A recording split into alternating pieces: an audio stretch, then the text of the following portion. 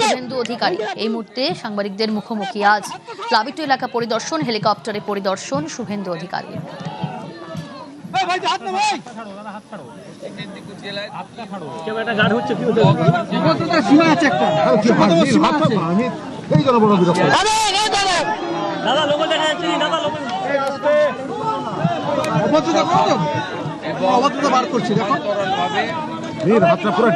দাদা দাদা এটা বন্ধ হয়ে গেল, আমার লাইটটা বন্ধ হয়ে গেল, একটু শুধু এলসিডিটা দেখে নিন, আমি কিচ্ছু বলছি, এলসিডিটা বন্ধ হয়ে যাবে।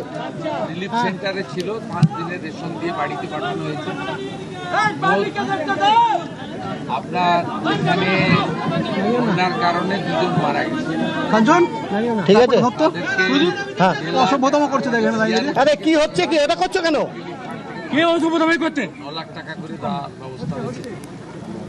আর ভাই নাম আছে দেখো, ইতিমধ্যে এই ব্লকে 11,000 আরে একটা ঘুমটা কোথায়? আমরা ডিসেম্বরে আলোচনা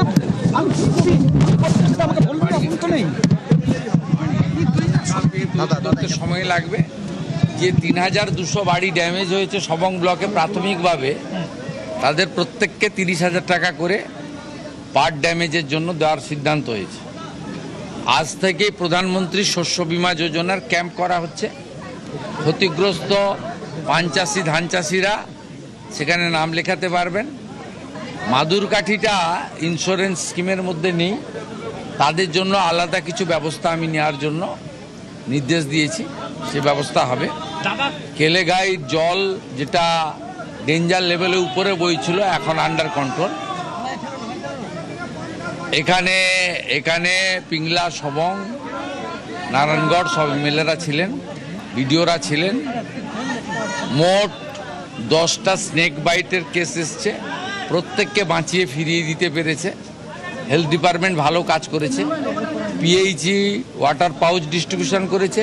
পুলিশকে আলাদা করে টাকা দেওয়া হয়েছে, তারা যাতে জলবন্দী লোকেদের বাড়িতে রেশন এবং 20 লিটারের খাওয়ার জলের জারকিন পৌঁছে দিতে পারে, সে কাজগুলো তারা করছে। আমি আকাশপথে পুরো 5টা গ্রাম পঞ্চায়েত দেখেছি, আর এখানে রিভিউ করে যার নির্দেশ দিলাম। আরামবাগ এলাকাতে বন্যা হয়নি, যদি ডিবিসির অতিরিক্ত জল আসে বা অতিরিক্ত বৃষ্টি পরবর্তী সময় হয়, এটা রিভিউ করব। প্রস্তুতি ফ্লাড প্রিকশন মিটিং একটা করব, করে আমাকে বাগডোগরা যেতে হবে। মাননীয় স্বরাষ্ট্রমন্ত্রী আসবেন বিকেলে, তাকে স্বাগত। এর আগে কেলেঘাই, কপালেশ্বরী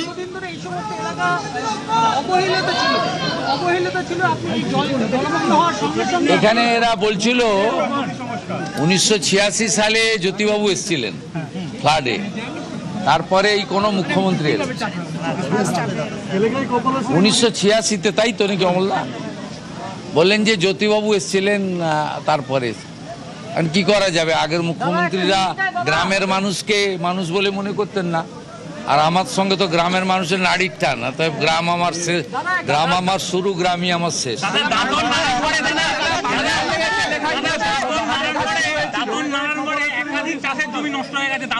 গোটা জেলায় রিভিউ করা হয়েছে, এটা সবঙ্গে করা হয়েছে যেহেতু ওয়ার্স্ট এফেক্টেড, কিন্তু গোটা জেলারই সবাই ছিলেন। জেলা শাসক, জেলা পুলিশ সুপার, সিএমওএইচ, জেলা পরিষদ, ইরিগেশন, পিএইচই, ইলেকট্রিসিটি, পুরো জেলাই ছিলেন এবং সব এমএলএরা ছিলেন। এখানে প্রায় 7-8 জন এমএলএ ছিলেন। কি করতে হবে ডিটেলসে বলে গেছি। আমার মনে হয় বিধায়করা সন্তুষ্ট, তাই তো? আমাদের দেবরার এমএলএ আছেন, শুধু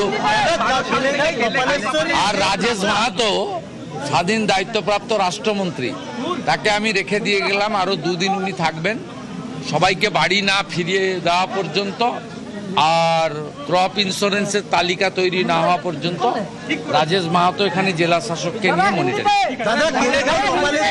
देखिए मैं एरियल सर्वे किया है, यहाँ 5-6 जीपी, कम से कम 50,000 लोग अभी भी पीड़ित है और कैंप में भी 4-5 हजार आदमी है। सब मिला के जो जो काम करना चाहिए था वो रिव्यू करके आज किया। हम लोग ये 2 डेथ कैजुअलिटी है और बाकी जो जो करना है सब काम हम लोग कर दिया, सर्वे भी कर लिया और डायरेक्शन भी मिल गया है डिस्ट्रिक्ट मजिस्ट्रेट का लीडरशिप में।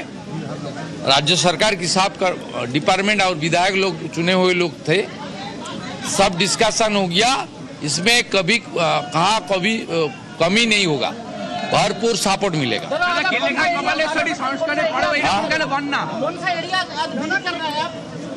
मैं एरियल सर्वे किया ना, जो वीडियो डाल दिया, देख लेना।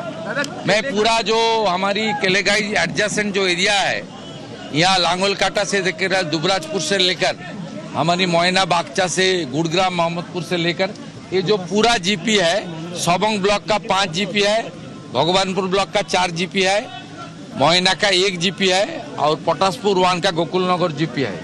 ये सब मैं आधा घंटा से ज्यादा एरियल सर्वे कर मैं आरामबाग जा रहा हूँ।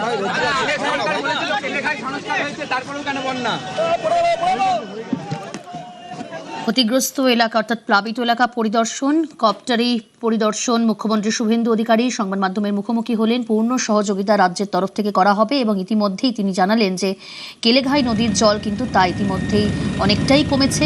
সুবর্ণরেখা নদী যেখানে জলস্তর অনেকটা বেড়ে গিয়েছিল তাও কমেছে। 3200 বাড়ি ক্ষতিগ্রস্ত হয়েছে। দুর্গতদের পাশে রাজ্য জানিয়ে দিলেন মুখ্যমন্ত্রী শুভেন্দু অধিকারী।